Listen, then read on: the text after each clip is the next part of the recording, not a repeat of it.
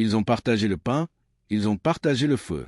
Mais un jour, alors que le monde entier le regardait comme un héros du peuple, Ibrahim Traoré a découvert que ceux qu'il appelait frères tramaient dans l'ombre. Ce qu'ils lui ont fait aurait brisé n'importe qui. Mais ce qu'Ibrahim a fait ensuite, personne ne s'y attendait. Sa vengeance, planifiée dans le silence, a pris tout le monde de court, même ses ennemis les plus proches. Et pourtant, ce n'était que le début, car derrière chaque trahison se cache une vérité bien plus sombre, et dans le cas de Traoré, ce secret pourrait tout changer. Mais avant de dévoiler comment il a retourné la situation, il faut comprendre pourquoi ses amis ont décidé de le trahir, et surtout, qu'il les manipulait depuis le début. Ibrahim Traoré, un nom qui résonne aujourd'hui comme un symbole d'espoir pour certains et de menace pour d'autres. Mais avant de devenir ce chef d'État adulé par les rues de Ouagadougou et redouté dans les salons diplomatiques des grandes puissances, il n'était qu'un garçon du Sahel, un fils du sable élevé entre la poussière des sentiers militaires et la chaleur d'une maison modeste. Il n'a pas grandi avec des promesses dorées ni dans l'ombre de puissants. Il a grandi avec une conviction que l'Afrique devait se tenir debout par elle-même, pour elle-même. Formé dans le silence, sculpté par la discipline, Ibrahim ne parlait pas beaucoup dans ses jeunes années. Mais ceux qui l'ont connu à l'époque affirmaient qu'il avait ce regard qui voit plus loin, qui perce les intentions, qui lit dans les silences. Et ce regard-là, c'est peut-être ce qui lui a sauvé la vie ou ce qui lui a tout coûté. Car lorsqu'il est monté au pouvoir, ce n'était pas un plan préparé. C'était une réaction, presque instinctive, à un vide de leadership, à un moment où le peuple criait, hurlait même, pour que quelqu'un se lève et dise « assez ». Ibrahim a levé la main, non pour dominer, mais pour protéger. Il s'est placé entre les balles de l'ingérence étrangère et le cœur de son peuple. Il parlait de souveraineté avec des mots simples mais lourds. Il parlait de justice avec le ton de celui qui l'a attendu toute sa vie. Il parlait d'indépendance comme un homme qui a compris que la liberté ne se négocie pas, elle se prend. Son ascension a surpris tout le monde, même lui. Et dans ce tourbillon de chaos politique, de coups d'État, de diplomatie hypocrite et de manipulation, Traoré est devenu le visage de quelque chose que beaucoup croyaient mort, l'intégrité. Mais ce qui rend cette histoire si douloureusement humaine, c'est la trahison qui l'a suivie. Car elle n'est pas venue d'un ennemi traditionnel, pas d'un général jaloux, ni d'un agent infiltré.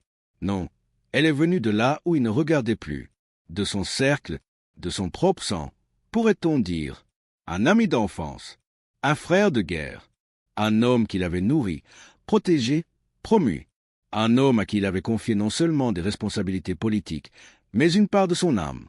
Ils avaient dormi sous les mêmes tentes, partagé les mêmes rations, enterré les mêmes camarades. Alors quand cet homme a agi, ce n'est pas seulement un gouvernement qui a vacillé. C'est la fondation même de la confiance d'Ibrahim qui a explosé. Comment continuer à croire en la loyauté, en la fraternité, quand la lame plantée dans ton dos porte les empreintes de celui qui tenait ta main hier encore? Ce fut une gifle, pas politique, mais existentielle. Et c'est là que la juxtaposition devient insoutenable. Un homme qui incarne l'unité d'un peuple, trahi par l'un de ceux qu'il pensait incarner cette même unité. Et pourtant, Ibrahim ne s'est pas effondré. Il a encaissé, il a observé, il a analysé. Car chez lui, la douleur n'est pas une fin. C'est un carburant, un signal, un avertissement que les fondations sont pourries. Et au lieu de répondre par la rage, il a répondu par la stratégie. Mais une question reste en suspens, comme un poison lent. Pourquoi? Pourquoi cet homme, ce frère, cet ami, a-t-il fait ça? Et si la réponse ne se trouvait pas seulement dans la jalousie ou l'ambition, mais dans quelque chose de bien plus vaste, de bien plus inquiétant?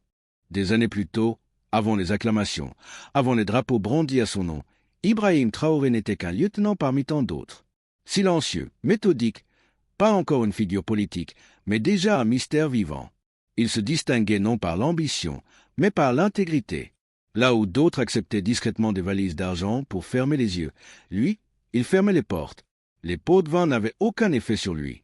Les offres de voyages luxueux, les villas en Europe, les comptes offshore, tout glissait sous sa peau comme la pluie sur l'acier. Et cela n'a pas plu. Car ceux qui tirent les ficelles dans l'ombre, ceux qui façonnent les régimes comme des statues de sable, ont une peur viscérale des hommes qu'on ne peut pas acheter.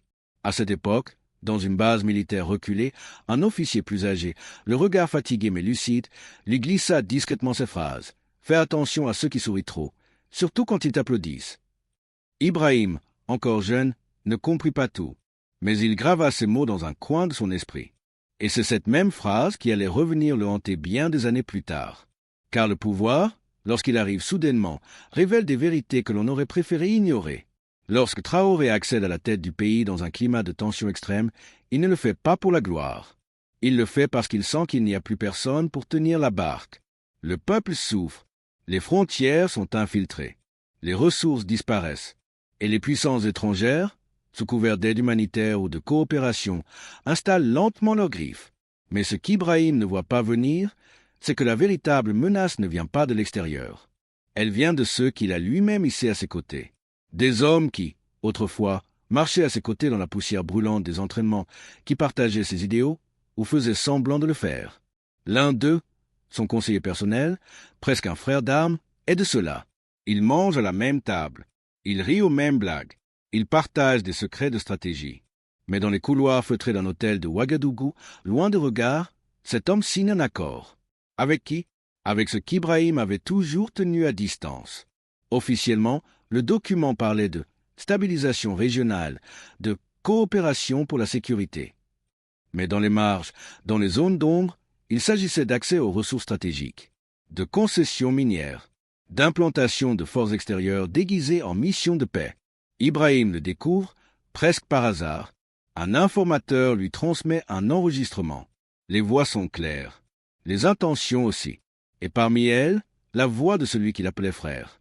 Ce moment, Traoré ne l'a jamais raconté publiquement. Il ne l'a jamais crié sur les toits. Il ne l'a même pas confronté. Pas tout de suite. Il s'est tu, parce qu'en lui, une guerre silencieuse venait de commencer.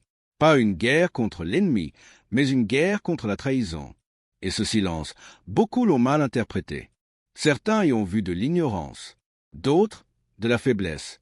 Mais c'était du calcul, du temps gagné, car Ibrahim savait que le combat qui s'annonçait ne se ferait pas à coups de discours enflammés ou de purs aveugles. Il fallait comprendre les ramifications, jusqu'où cette trahison s'étendait. Qui était complice? Qui savait et s'est tu? C'est à ce moment que les souvenirs du passé sont remontés. Cette réunion secrète, il l'avait vue. Ce sourire trop grand, ces applaudissements trop rapides, il les avait entendus résonner plus fort que les fusils. Et petit à petit, comme un puzzle, il a commencé à assembler les pièces, à repérer les fissures, à isoler les hommes. Mais ce que personne ne savait, c'est que Traoré préparait sa réponse. Une réponse froide, chirurgicale. Une vengeance, non pas dictée par l'émotion, mais par la stratégie. Car il savait que pour frapper juste, il ne fallait pas crier. Il fallait écouter, attendre, et choisir le bon moment. Ce moment, il approchait. Et quand il viendrait, ce ne serait pas seulement un homme qui tomberait, mais un système tout entier. Rappelez-vous cette scène silencieuse, presque solennelle, ce moment précis où Ibrahim Traoré, seul derrière son pupitre, fixe l'objectif des caméras d'un regard que beaucoup n'ont pas su décrypter. Il ne tremble pas, il ne s'emporte pas. Il parle, lentement, avec cette voix posée qui, au lieu de rassurer, glace le sang. Nous avons été trahis de l'intérieur, mais le Burkina Faso se relèvera. Ce jour-là, la plupart des observateurs ont vu un appel à l'unité. Les analystes ont parlé de résilience, mais très peu ont perçu le poids réel de cette déclaration. Car derrière ce mot soigneusement choisi, il y avait une stratégie. Et derrière ce pupitre, au cœur même du palais présidentiel, était dissimulée une clé USB. Pas une simple clé, une bombe numérique.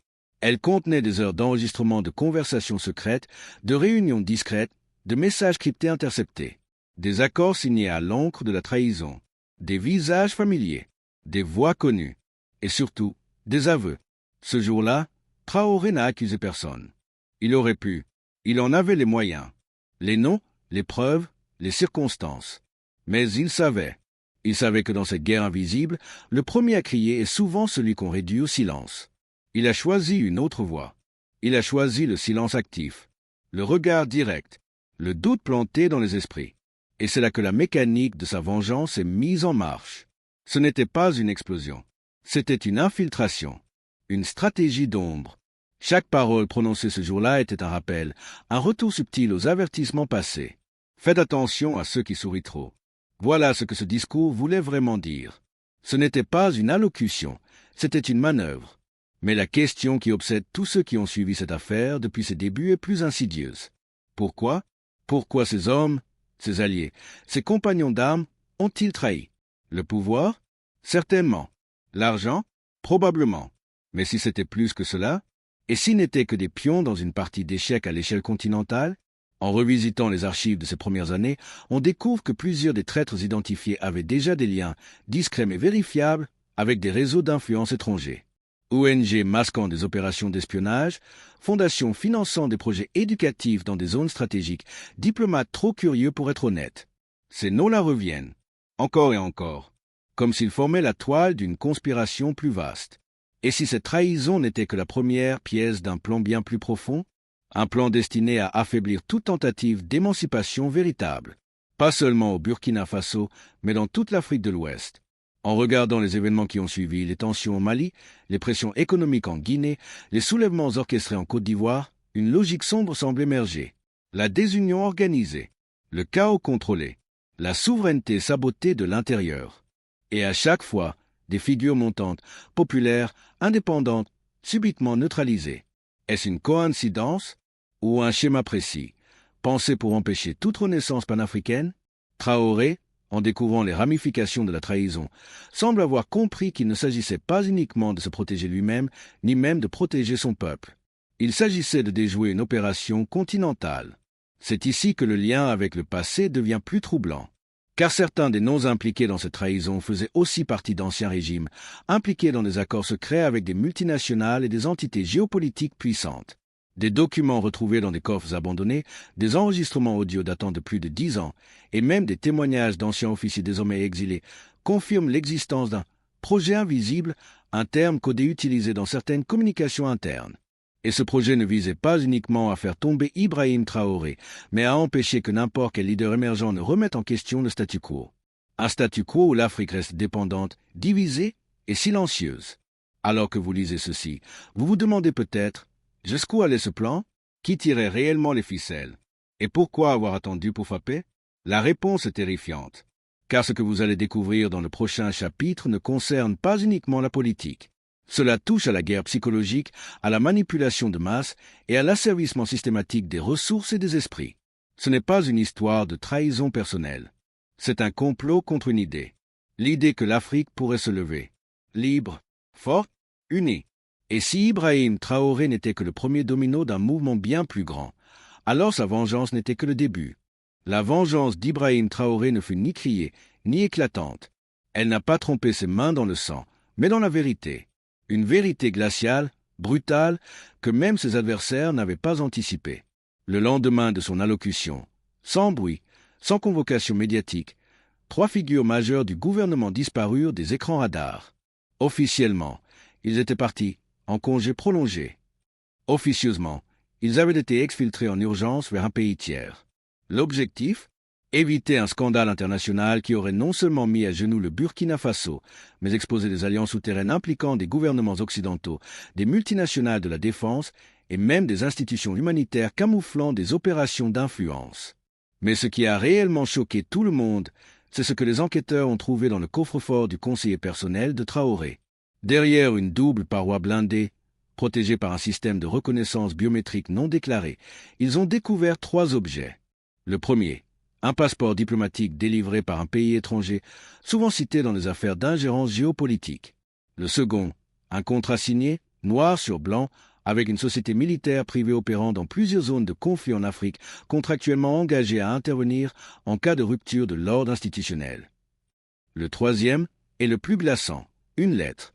Une lettre manuscrite, datée de 6 mois avant la trahison, portant le sceau d'un réseau diplomatique très discret. Dans cette lettre, le conseiller avouait être sous pression. Il parlait de réunions dans des hôtels de luxe, de menaces voilées, de promesses de fortune et de pouvoir. Mais surtout, il révélait ceci. Si Traoré devient incontrôlable, nous devons l'écarter, par n'importe quel moyen. Ce document, Ibrahim ne l'a jamais montré au public. Pas encore, mais il a changé son comportement. Il s'est fait plus silencieux, plus stratégique. Certains disent qu'il a commencé à enregistrer toutes ses réunions, qu'il a isolé ses plus proches collaborateurs, qu'il a instauré un réseau d'informateurs indépendants du gouvernement. D'autres vont plus loin. Selon des sources militaires internes, il aurait mis en place une cellule d'analyse secrète composée de hackers, d'anciens diplomates et de stratèges africains exilés pour cartographier l'ensemble des réseaux d'influence étrangers opérant sur le continent. Et les résultats de cette enquête auraient été transmis à un pays voisin, historiquement hostile au Burkina Faso.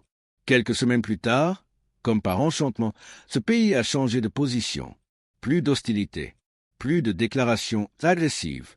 Au contraire, une proposition inattendue d'alliance régionale est apparue sur la table. Une initiative de sécurité commune portée par une nouvelle diplomatie. Officiellement, il s'agissait d'une évolution stratégique. Mais ceux qui observent savent, ce n'était pas un revirement, c'était un signal. Un signal que Traoré possède maintenant une arme plus puissante que n'importe quel arsenal, l'information. Il sait qui tire les ficelles. Il sait où les pressions s'exercent. Et surtout, il sait comment rendre visible ce que beaucoup veulent à tout prix cacher. Car selon certaines sources proches de la présidence, Ibrahim détiendrait ce qu'ils appellent entre eux le dossier noir, un ensemble de preuves, de noms, de plans, d'or transmis, de fonds transférés à travers des paradis fiscaux, le tout compilé avec minutie. Ce dossier, s'il venait à être publié, ne ruinerait pas seulement quelques carrières politiques. Il pourrait provoquer un effondrement diplomatique sans précédent, en exposant la mécanique réelle de l'ingérence étrangère en Afrique de l'Ouest. Mais jusqu'ici, Traoré ne l'a pas utilisé. Il attend, il observe, il prépare, parce que ce qui se joue désormais ne se limite plus à sa survie ou à celle de son pays. Ce qu'il prépare maintenant pourrait redessiner l'ensemble des lignes de pouvoir du continent. De Bamako à Lomé, de Niamey à Conakry, de nouvelles alliances se tissent dans l'ombre, des chefs militaires se rapprochent, des intellectuels reprennent la parole, et dans certaines régions, on commence à parler d'un « axe de la souveraineté ». Traoré, lui, ne parle pas, il agit, et dans les couloirs feutrés des chancelleries occidentales, certains commencent à paniquer. Car ce jeune président que l'on pensait naïf, impulsif, malléable, est en train de faire ce que personne n'avait osé depuis des décennies, réécrire les règles du jeu. Mais alors, que contient exactement ce fameux dossier noir? Quel nom y figure? Et quel est ce plan, gardé secret, que même ses conseillers les plus proches ignorent? Une chose est certaine, la guerre visible était la distraction. La vraie bataille commence maintenant. Et ceux qui pensaient avoir trahi Ibrahim Traoré sans conséquence n'ont pas encore vu la dernière carte qu'ils s'apprêtent à jouer. La suite? Vous n'êtes pas prêts.